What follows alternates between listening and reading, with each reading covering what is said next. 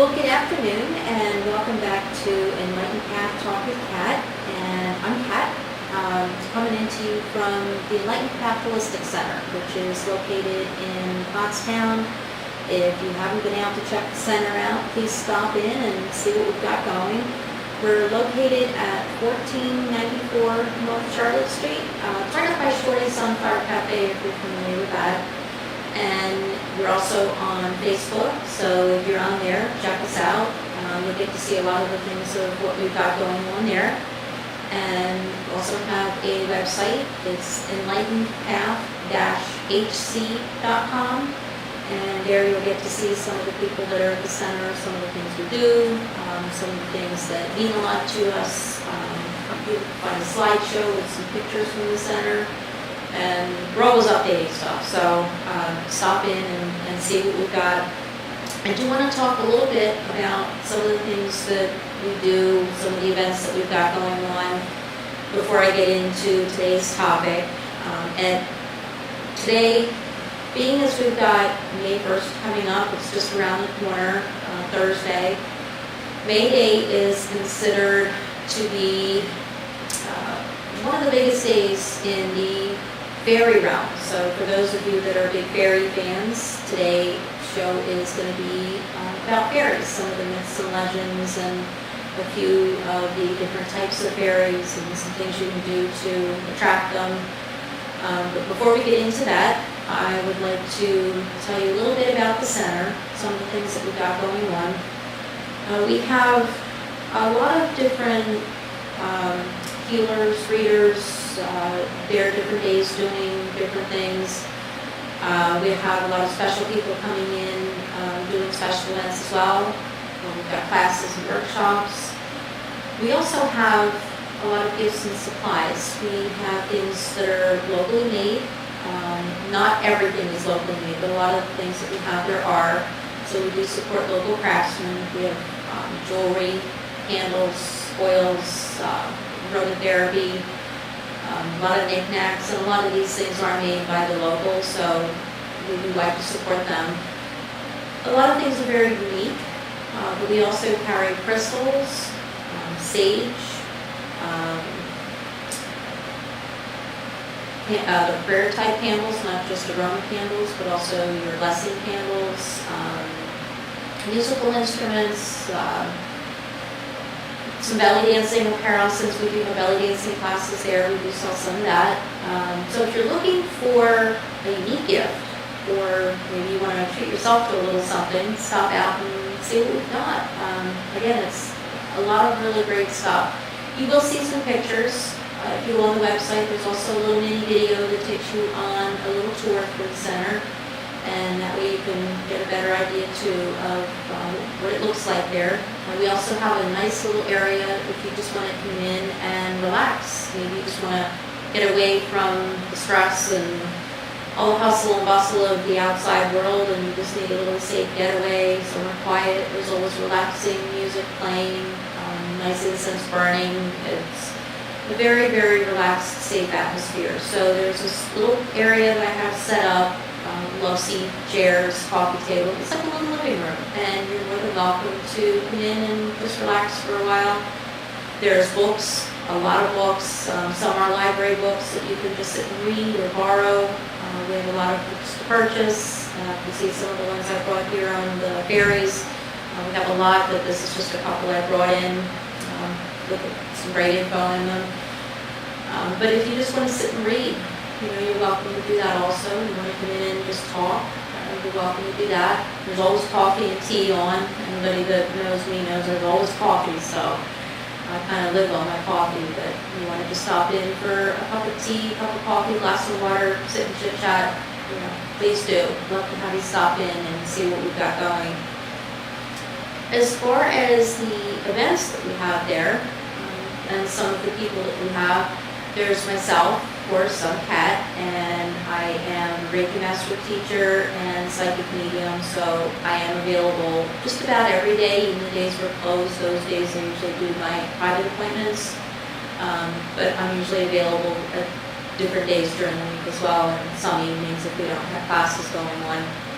And I'm available for readings. I'm Also do the Reiki sessions, and myself along with another lovely lady, Ms. Jody, we teach the Reiki classes together.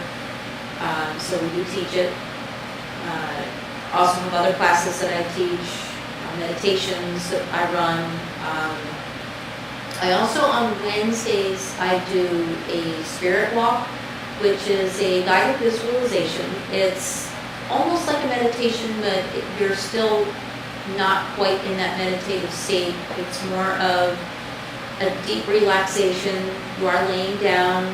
I'm taking you through a guided walk, and I'm walking with you, and you will meet your spirit guides, at least a couple of them, and get some messages from them. I've had some great results from people that have maybe known who their guides were, but they've never met them, or they've heard from them, but they've never been able to see them. And some people have even had some major changes in their lives with creativity or abundance after doing these. So those I usually do on Wednesdays, and you can contact me either on Facebook, or you can call me at the center or stop in, and I'd be happy to set up an appointment for you. You can call me there at 484-624-8095. And you can reach me there also to set up appointments with any of the other readers and healers that we have there. On Sundays and Mondays, we're generally closed, although, like I said, I do my appointments, and we do have classes and workshops. Every third Sunday, as long as it doesn't fall on a holiday, we do have a Reiki share. So if you're any level of Reiki, 1, 2, or masters, please come out and join us for the Reiki share. It's 1 to 3. And there's no charge for it. It's just come in and share your energy. It's a great way to learn. For those of you that are just starting out, maybe you just took a level 1 and you're still working towards your level 2, and you'd like to learn some new techniques, see how other people are doing it, to share as well, to receive. A lot of times when we're giving Reiki, we forget about receiving it. So it's a great way to do that as well. So those are normally closed hours. Tuesday, we have Miss Jody there during the day. She's there 11 to 3, and she's there for her readings, which she does palm readings, not your normal boardwalk palm readings. These are more detailed palm readings. It's more about what's blocking you, directions that you need to be taking, some things that you need to be aware of, and she can tell a lot by looking at your hands. So her palm readings are amazing. She does give you a chart to take home with you, and that way you can refer back to it and check your hands as you go, because the lines do change. Some of them change, some of them stay put, but it's neat to watch how some of them do change. She also does oracle and tarot card readings, and she also does reflexology, which if you ever want to get your feet spoiled, her reflexology is amazing. So you can stop out for that. She's available on Tuesdays, like I said, from 11 to 3, but she's also there on Fridays from 12 to 3, and some Saturdays from 1 to 5. Then on Wednesdays, it's just me doing that, doing my spirit walks and my readings. I can also do the Reiki sessions then. Thursdays during the day, we have Michelle Bailey, who does an amazing massage.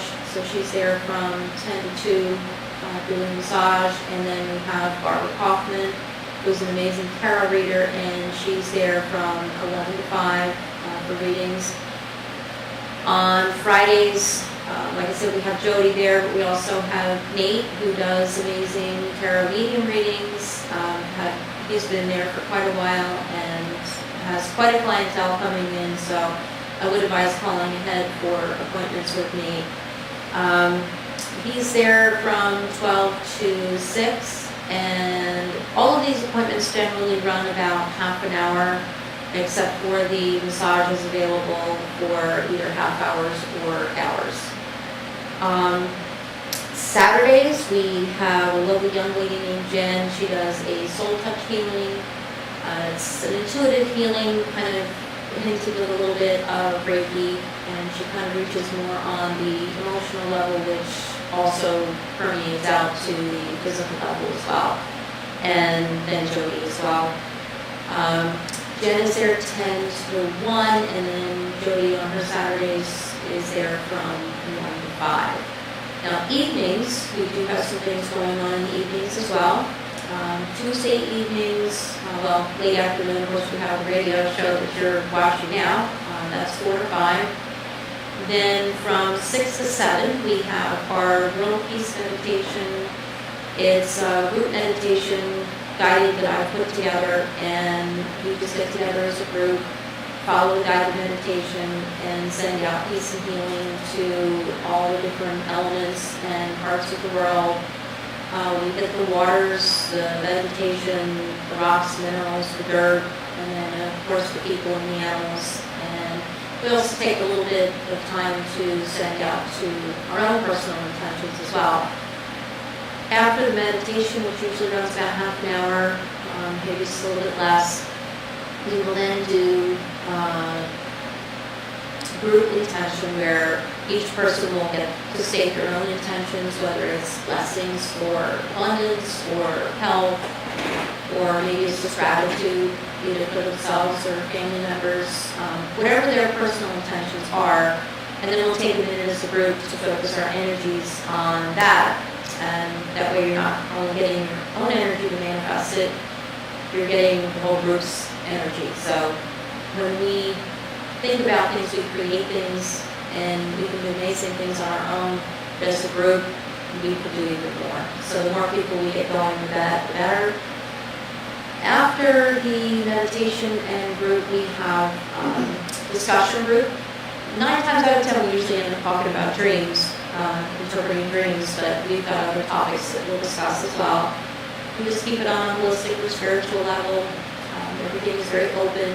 There's no judgment. So you're just around like-minded people sharing your thoughts and your questions. That runs from 7 to 8. And again, there's no charge for that. It's just coming out and have a safe place to sit and talk among some good people. Wednesday evenings, we have our Qigong class from 5:30 to 6:30. We actually did a show here a few weeks back on Qigongs, if you're not familiar with that. It's kind of like Tai Chi. It's a very slow, graceful movement and breathing exercise. Again, that runs about an hour, so it's 5:30 to 6:30. And then right after that, at 7, we start our Goddess Dance class, which is a lot of fun. It's only for the ladies, sorry guys, but come on out and we'll deck you out with some jangle scarves, and we'll teach you some more relaxed belly dancing moves. It's not the really hard moves. We keep you moving, but you have a lot of fun. It's a great workout, but you also get to let that inner goddess out and feel like the lady that you are. So we do have a lot of fun. You'll be amazed when you're done at how it starts to affect you with your confidence and also your agility. So mentally and physically, it's a very beneficial class. Thursdays kind of vary. We have classes, sometimes workshops in the evenings. Once a month, Thursday, usually closest to the full moon, we do have a drum circle. And that we've got a great group coming in for, and we just like to make a lot of organized noise. We have a blast with it. We use drums, rattles, tambourines, shakers, tuning bells, you name it. But it sounds wonderful all mixed together. So we just raise the energy with some noise and have a good time. So again, that's on our schedule if you look on Facebook or on the website if you want to see what Thursday that falls on. Fridays, again, every now and then we do have classes. Fridays tend to stay a little more open. Sometimes we have a movie night or an open mic night. We just like to throw the odd classes and events in there. Same thing with Saturdays. So those really kind of vary. Although we do have Qigong on Saturdays again. That is from 5 to 6. So twice a week we do have a Qigong. And the more you can come to that, the better you'll benefit from it. I've been really enjoying that class a lot. And it's the first class is free, so stop out and try it if you haven't tried it already and see how you like it. So I guarantee once you like it, you're going to be, or once you try it, you're going to be hooked. So enough about what's going on at the center. If you want to stay up with what's going on, you can always check on the events page on Facebook. Any questions, call me or stop out. I'd be happy to answer any. So let's get on to our topic for the day. Like I said, May Day is coming up. That's Thursday. And May 1st is considered a very happy day. It's a day of the blooming of flowers, and you've probably heard of maypole dances and a lot of May fairs. But it's a celebration of spring. It's a celebration of new life. And a lot of people who are really into the fairy realm also believe that May Day is the awakening of the fairies. It's the time that the good fairies come to life and the bad fairies kind of go away a little bit, just on May Day. But both are around all the time, but they really tend to wake up on May Day. So fairies come in many forms. They're in many different places. They're in many different sizes. And you can find them almost anywhere. Some are good, some are bad, just like with anything else. But most fairies you'll find are linked with nature. They're in the forests, the gardens, meadows. They're around water. And a lot of times fairies are called nature spirits. Remember, this is very important when you're dealing with fairies. They do dislike iron and silver, and it is said that particular metal can harm them and even kill them. So if you decide to try your hand at any kind of magic dealing with the fairies, make certain that the tools are made of copper or wood, probably woods that are sacred to the fairies. Oak, they say, is the best to use. And gemstones are also a great little addition if you're doing any kind of magic with that. The appropriate ones to use are quartz, rose quartz, moonstone, blue quartz, selenite, amethyst, and amber. So you can always mix some of those in. Maybe you want to make a fairy wand. If you're going to make a fairy wand that you're going to try to play with the fairies with or use fairy magic with, I would suggest using the oak wood and the crystals that were mentioned, maybe some ribbon.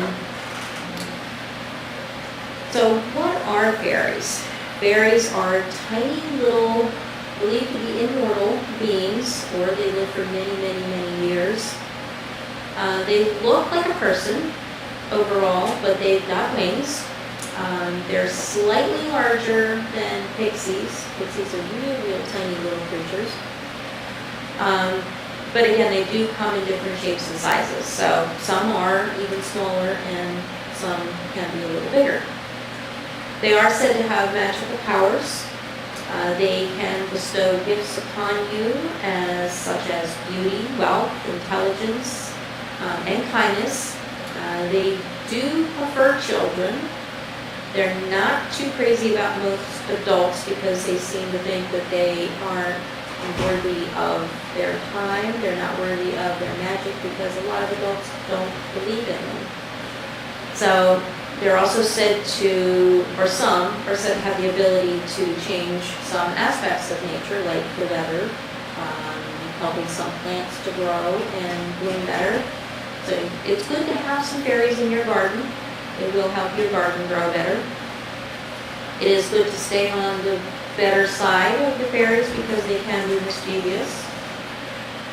The main types of fairies are believed to be water fairies, air fairies, earth fairies, fire fairies, house fairies, flower fairies, and weather fairies. They like to eat fruit. They love cheese. They like sweet things, cakes, and especially honey. They do like to keep to themselves, and they do try to avoid humans. They do occasionally steal or hide household items. So they do tend to have a little bit of a mischievous side to them. Sometimes when you're missing things, you might find that they just hid them on you and they will turn back up, or you might even find it as a little stash of where they've been gathering your stuff. They like the shiny little things especially, little thimbles, little sewing things that are creative. They also like your gardening tools, usually the smaller ones. They will tend to sometimes pick them up and hide them and put them somewhere. They are, like I said earlier, believed to be immortal or to live to be hundreds of years old. They can be either male or female. They're usually quite harmless, but there are a few that can tend to be more on the harmful side, so you just want to be wary of those. The weather fairies are said to be able to change the weather, sometimes causing fog to come in, causing some misty weather. I don't think they do so much with extreme weather, but it's usually just that little pesky weather that you don't like. But if you can get on their good side and maybe leave them some little treats here and there, they can, if they take a liking to you, they will bring good luck to you. They can bring intelligence and abundance. They can help you figure out problems. They can help you find things that are lost. They do love music, and they love to dance. So sometimes when you've got music playing, take some music outside in the summertime and play the music in your garden. They absolutely love to dance. So they like the happy, peppy music, not the slow. I mean, we like, when we're meditating, we like that slow and relaxing music. They would prefer the peppy, upbeat music, maybe like some Celtic music, stuff with flutes, but the peppy stuff, not the real slow music. Four-leaf clovers. Supposedly, if you find a four-leaf clover, they are good for protection against the bad fairies. So if you find four-leaf clovers, not only are they good luck, but they're also good to hold on to protect yourself against any fairy spells that may come from the not so nice fairies.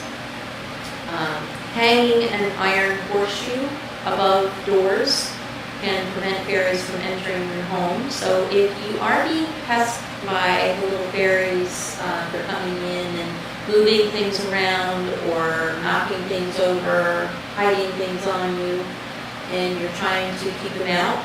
Like I said earlier, they don't like iron. Iron can be very dangerous to them, so hanging an iron horseshoe.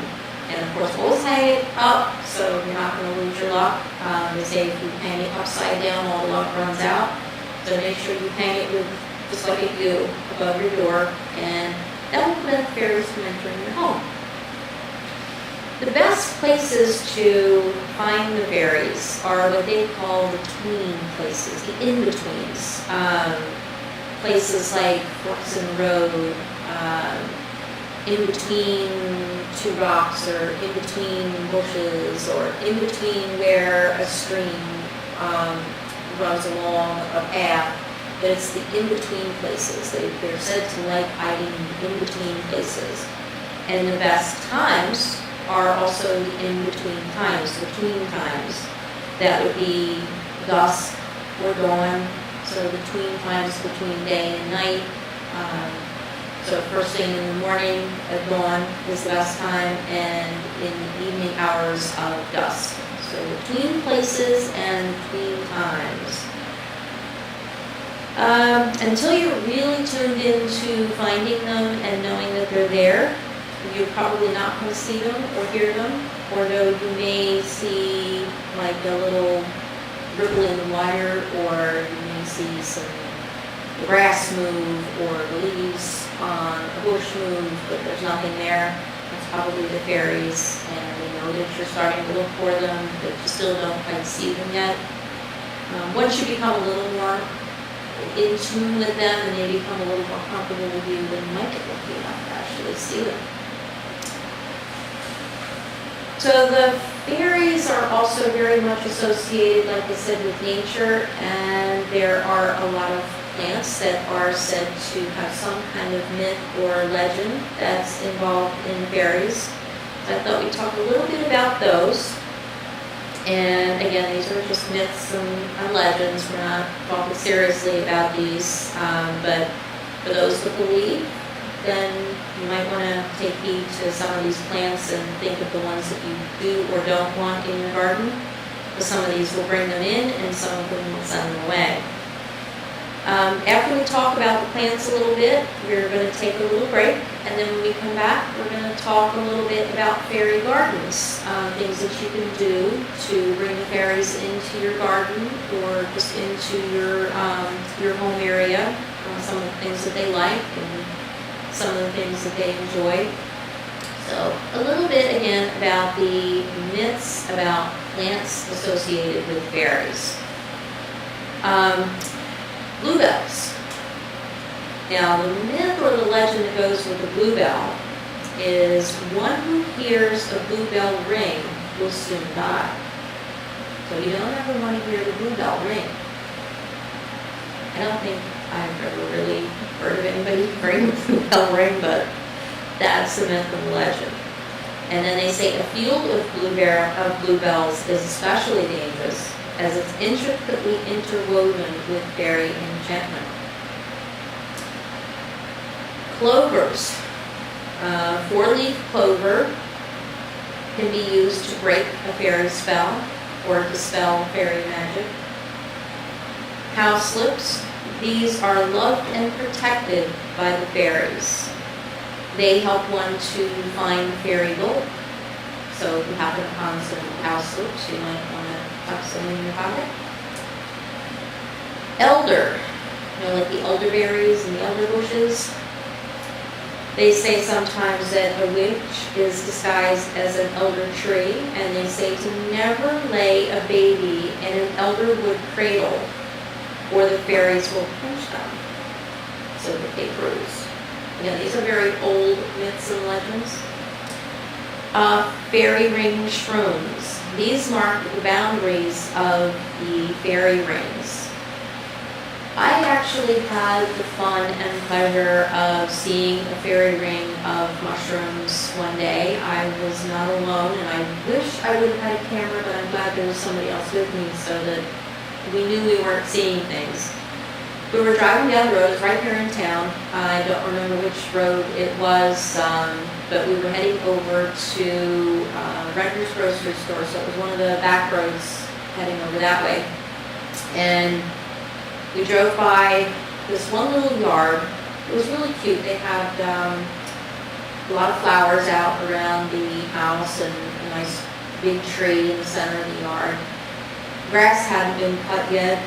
Wasn't real long, but it was in the middle of summer, and some of the neighbors had cut their grass, so you could see it was probably going to be cut soon, but it hadn't been cut yet.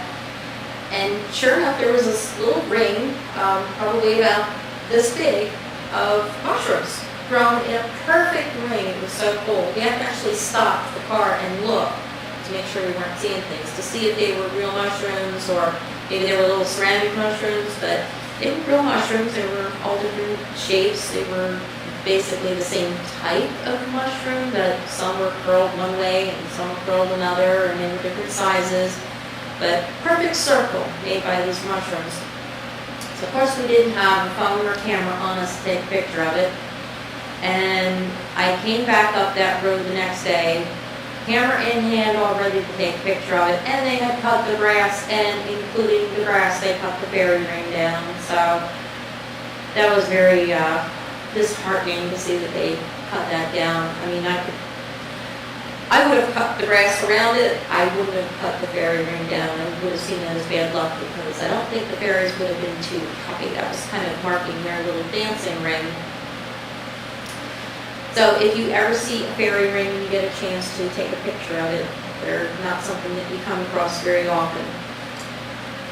So foxglove, those are flowers that the fairies use as hats and gloves. So a lot of times you see these cutesy little pictures of fairies and the little flowers that they might have on their heads. Those are the foxglove. Nettles are said to deter the fairies. So if you want to keep the fairies out of your garden, grow some nettle. They actually do have some pretty little flowers on them.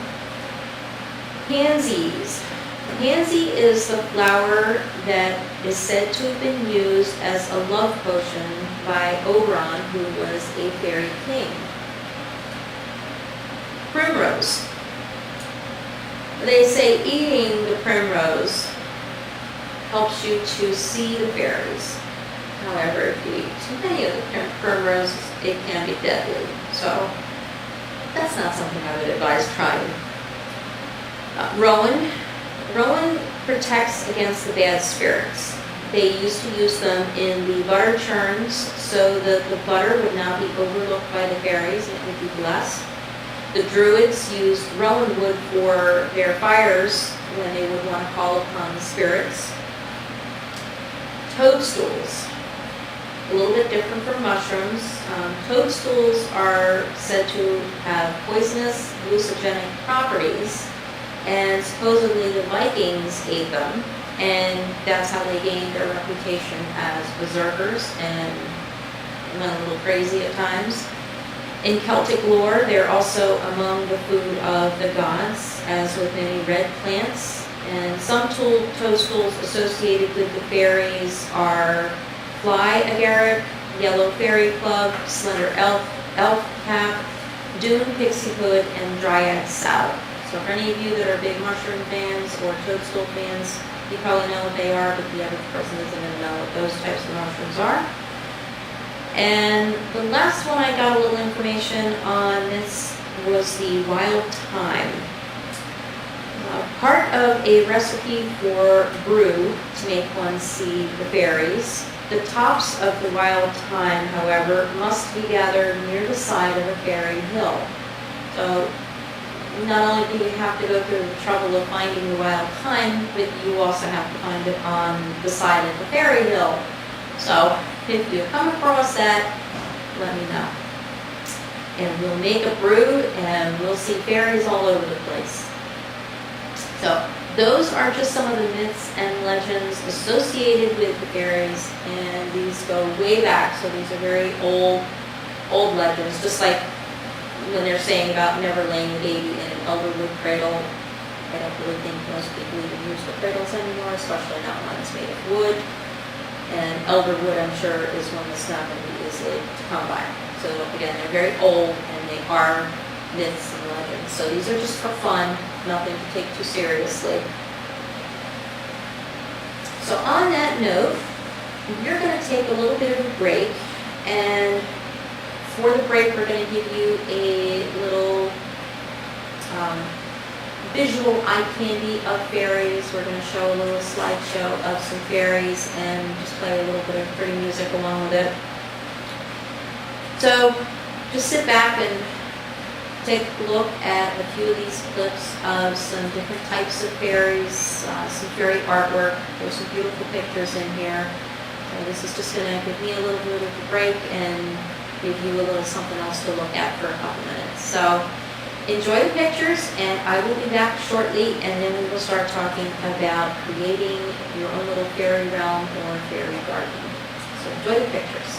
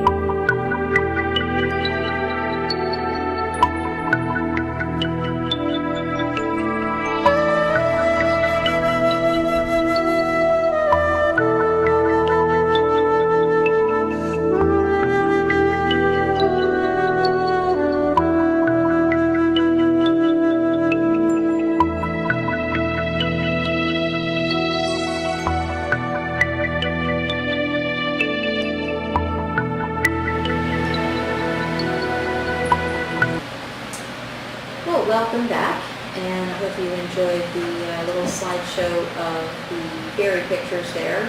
Some beautiful artwork. And like I said, as we came back, I want to talk a little bit about creating your own little fairy realm or fairy garden. And I've seen some beautiful little fairy gardens that are created inside, outside. They can be anywhere. You can even create a little one that you put on your counter, on your desk, a little tiny miniature one. You can make it and put it in your windowsill. The best ones, though, are the ones that you create outside, either in your garden or in a little quiet space in your yard. Even if you don't have a garden, you can still do one of these just in a little space in your yard. So it is believed that the fairies usually come out and play from dusk till dawn when it's very quiet. And I want to give you a few tips and a few ideas of what you can use to create your fairy garden that will attract them. And if you're lucky enough, you might even get to see them as they're playing in the little garden that you're creating for them. So some things that you can use to attract them to your garden to start with is wind chimes. Fairies love to hear the tinkling of chimes and bells. Anything that chimes, but is gentle, not the really loud, clangy, like those really big ones that make that really loud noise. That's probably going to do more to scare them away than to bring them in. They like the tiny little tinkling ones, the ones that make the pretty little noises.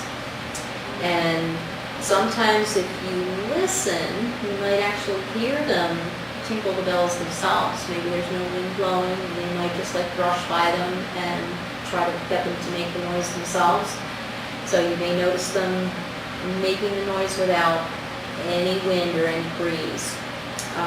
And they love to dance, like I said earlier. So when they hear that, that's music to them, and they like to dance. You also want to give them a little bit of a pathway if you are making a little garden for them in your yard or in your own flower garden. You want to give them a little winding pathway to follow to their garden so that it will help them find their way. This makes it easier for them. You can use stones or gravel or little miniature stepping stones, anything that's going to give them a little pathway to the garden so that they can follow that. Water. They do like to have water around. They like to play in it and swim in it. So make them a little tiny miniature pond or a little fairy pool. You can use like little lids or a little bowl, something that you can fill with water. Something that's not deep. You don't want it too deep, just a little shallow water that they can splash around in, and that'll also attract the water fairies in particular. Fairy doors. Fairy doors are a lot of fun, and you can make these out of a lot of different things. Fairy doors can be put anywhere outside. They can be made as a box. They can be made as a door that's just attached to a tree, or maybe at the bottom of a bush. You don't have to buy a little door. You can just make this out of anything. Take a cigar box. If you take a little cigar box, the ones that have the little hinges on them that you can open the lid, you can either remove the back part so that it's open, or just cut it in half so it's not as deep. And buy the little wooden knobs, or glue an acorn or some other kind of nut, or a little pebble, something that'll work as a doorknob. And then you've got yourself a little fairy door. You just pull that little knob and open the door, and you can hang little stars inside it, or you can paint it, put little crystal chips all over it. You can put pretty little sparkly things. And that, again, you can attach it to a tree. If you get the box kind, you can put it on a tree stump.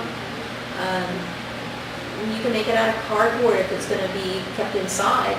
And again, you can use the cardboard cigar boxes or gift boxes. So anything that has a little door that you can open or make your own. It doesn't have to be something that you go out and spend a lot of money on. They can be very, very simply made.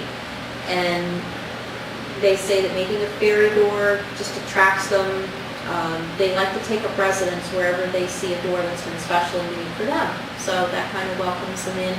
Maybe you want to put it next to your door, like down really low, and that may invite them to come into your home if you want to bring the happy little fairies in. So it's up to you whether you want to keep them outside or invite them to come in. But the fairy door is a perfect way to invite them. Glitter, sparklies, shiny stuff. Fairies love glitter. Make a glitter trail to the garden. Make a glitter trail to your door. Throw glitter everywhere. They absolutely love shiny, sparkly glitter or little gemstones. Just throw glitter on everything. Glitter's fun. We have a lot of craft shops at the center, and in fact, we actually just had one last week where we made fairy wish boxes. And the fairy wish boxes were little wooden boxes that had the lid that lifted up, and we painted them, we decorated them, and then inside is where we would put our little wishes, either on a scroll rolled up or the little milkweed. Fairies love milkweed. That's another one that I didn't mention earlier. They love milkweed. And you can put your wishes into the seeds of the milkweed and then blow them out into the air, and they find their way to the fairies, and then the fairies will grant those wishes if they take kindly to you. And glitter was all over the place because we just had so much fun putting glitter on these boxes and sprinkling them on and putting them inside, and fairies just love glitter. So anything that's shiny or sparkly, throw that in there and they will love it. Crystals. They do like crystals. I did mention some earlier that you can use. You can put these right in your garden. Rose quartz is a really good one because among the flowers that you want to have in your garden, roses are probably the number one because of their high vibration and their wonderful smell. Fairies absolutely love roses. So rose quartz represents love, and it represents the roses as well. So rose quartz is a great one to put in your garden to attract them. Shelter. Fairies do need a little shelter from the wind and rain, just like we do. So you could put a little stone toadstool, something that they can go under, or you can go to the measures of building them a little house. Build it out of bark or build it out of wood. Take an old can and decorate that, put a hole in it to give them a door, put a roof on it. But there's so many ways that you can build a little shelter for them. It can be as simple as a little lean-to, something that they can just crawl under, or as intricate as a little dollhouse. Maybe somebody's throwing away an old dollhouse. Maybe it's got some things that are broken and you can cover it up with moss or rocks or bark or fix it up so the fairies won't mind. They love that kind of stuff. So give them a little bit of shelter, someplace that they can get in from the weather, someplace that they can feel safe. You can even take a flower pot and cut a little hole in the flower pot, just notch a little bit out with a screwdriver to give them a hole, or that they can get into it.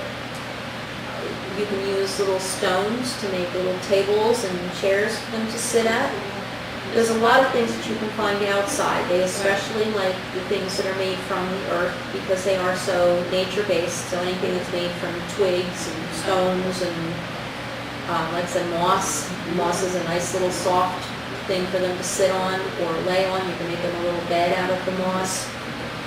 But earthy stuff is what they prefer. And of course, plants. They absolutely love plants. They need to be green, they need to be fragrant. The smell attracts them, like I said, the roses, miniature lavender. They absolutely love lavender, hyacinths. Anything that has a very strong fragrance to it is very attracting to the fairies. So if you're doing an indoor garden, you can just put a couple little potted plants around in your garden. Stay away from the cactuses and stuff like that because you don't want them to get hurt. So keep them soft, keep them pretty. They do know to stay away from rose thorns, so don't worry so much about the thorns on a rose bush. They'll go more to the flower part. A miniature rose bush and one that you've got in a pot, that would be great in your little fairy garden if you have it inside. But outside, at least get some flowers in there for them. They do like that. They do like to have friends to play with, so maybe you want to think about putting some little ornamental things in your garden, some little big birds or frogs, other little forest animals. They love to have friends to play with, so find some little knick-knacky things to put in there. If it's inside, you can even use the little plastic animals that you get from kids sets, any of those little miniatures, just to let them think that they've got some friends in there. And who knows, maybe with the fairy magic, maybe they bring these little things to life when you're not watching and they actually play with them for real. So you don't see them, right? So some other things that you can do, butterflies. They absolutely love butterflies. So maybe you want to plant a butterfly bush or some other plants that attract the butterflies. Again, that gives them friends to play with. I've heard that they even may ride on the butterflies, kind of like we would ride on a horse or drive a car. They would ride on a butterfly. So give them some live friends to play with. Something that attracts real birds as well, some bird feeders, but you want the smaller cutesy birds. You don't want to be attracting the large birds upright because they could probably cause them some harm. They do love to feel secure and protected, so make sure that they have easy access so that they can disappear really quickly into their shelters or their little hideaways. There are a lot of people out there that they do hide from, so even if you're trying to attract them and become friends with them, some of your neighbors or friends that are wandering around may not be so believing or so nice, so they may want to make some quick getaways. Create your own little mushroom rings. You can even do it out of the little ceramic garden type mushrooms, or maybe you can plant some mushrooms and create your own little rings for them to play in. Although I must say, legend says if you do have a mushroom ring, a human should never cross into the realm of that ring. That is for the fairies only. That is their own private little space. And humans are not supposed to cross the border of the mushroom fairy rings. They do like to have little gifts left for them. So maybe you occasionally want to leave a little shiny marble or thimble, a little shiny trinket. Maybe you had a charm break off a piece of jewelry. Instead of throwing it away, leave it out by your little fairy garden or your little fairy house and leave it as a gift for the fairies. They will absolutely love that. Any little shiny bauble or trinket that you can leave for them, even if it's broken, it doesn't matter to them. It's still shiny and pretty and they'll find a use for it. They do like their sweet things, their honey and their cakes, and they love milk or cream. So you might want to put a little tiny dish or like an egg cup, those little ceramic egg cups, and put a little dish like that out there, and occasionally give them a little treat of some milk and honey. And maybe in a separate little dish you could leave them a little bit of cake, a little bit of some kind of a sweet treat. I would probably stay away from the mainly artificial type sweets, like your tasty cake pies and the cookies that are supposed to last forever, the shelf life of who knows when. I would stick more to little homemade little cakes and stuff. Maybe if you're baking a cake, put a little bit aside of just a few crumbs. They don't need much. Put it in a little dish for them. They will absolutely love and appreciate that. So not only will your little fairy garden or your little fairy realm you create, not only will it bring the fairies in and give them a safe place to be, but it's going to be a lot of fun for you to create it. get together with your kids. Your kids would absolutely love to help build a little fairy garden or build a fairy realm. Inside, outside, it doesn't matter. Kids' imagination, and the fairies do love children. I believe it's because children believe in them more, and they know that. So they are more attracted to children. So encourage your kids. Let them use their imagination. Let them build this with you and have fun with it. And even if you do have to build it on your own, be creative, have a lot of fun. It's going to look beautiful. So even if you're not lucky enough to attract the fairies to your garden, you're still going to have something pretty to look at. You're still going to have something that you created, something that you had fun building.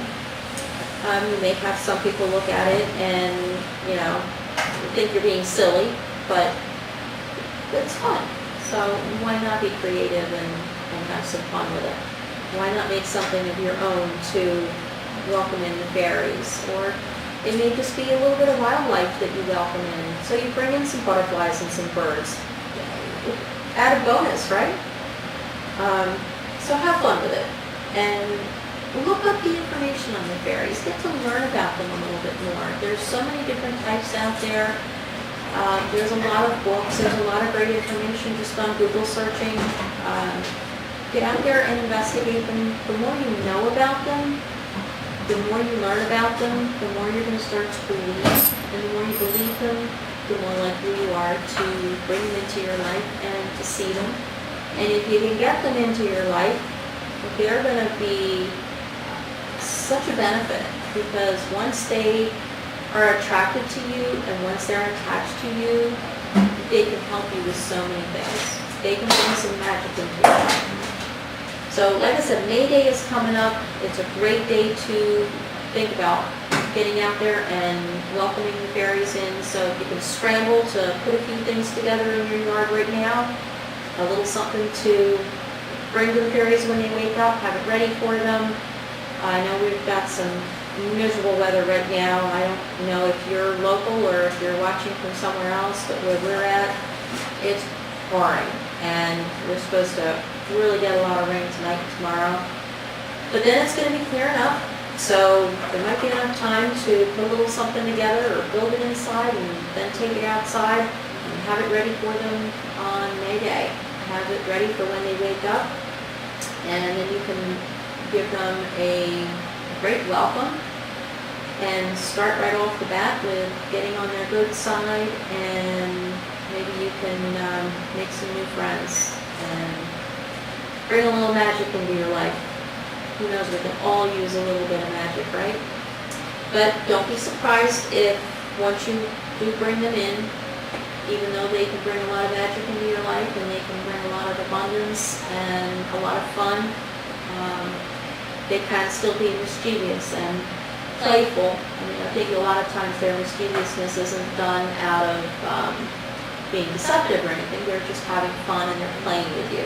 So you may find some things missing. You may have to go searching for a few things, or just accept that they're hiding somewhere, and maybe once they get the idea that you're not going to even go look for it, maybe they'll bring it back. But just don't be surprised if you have a few things disappear. So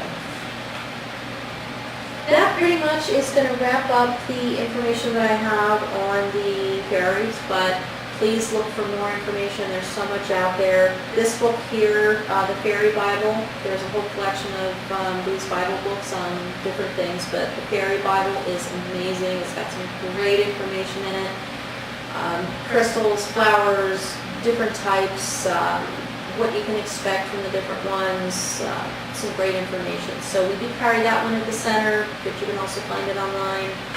Simply Fairies, another good one. But there's a lot of great books out there on fairies, a lot of information. So that'll wrap it up on the fairies for right now. Don't turn the station off yet though, because after this show there's some great shows coming up. We have Mystic Talks right after here, and then after that is Heaven Talks, and after that is Beyond the Veil. So there's some great information on here, some great people, so stay tuned. You've got your entertainment geared for the night, so you can listen to it while you're having dinner and then sit back and listen to it after dinner. Any questions on anything that I talked about, feel free to give me a call at the center. Again, that's 484-624-8095, or better yet, stop out to the center and say hi and ask me in person. But I'd love to answer any questions for you. So thank you very much for tuning in, and I hope you got some great information on the fairy book, and we will see you next week. Stay dry, try to stay out of the sticky weather, and we will see you next week. I'm not sure the topic yet, but I'm hoping to put something great together for you. So thanks for tuning in, and have a great night.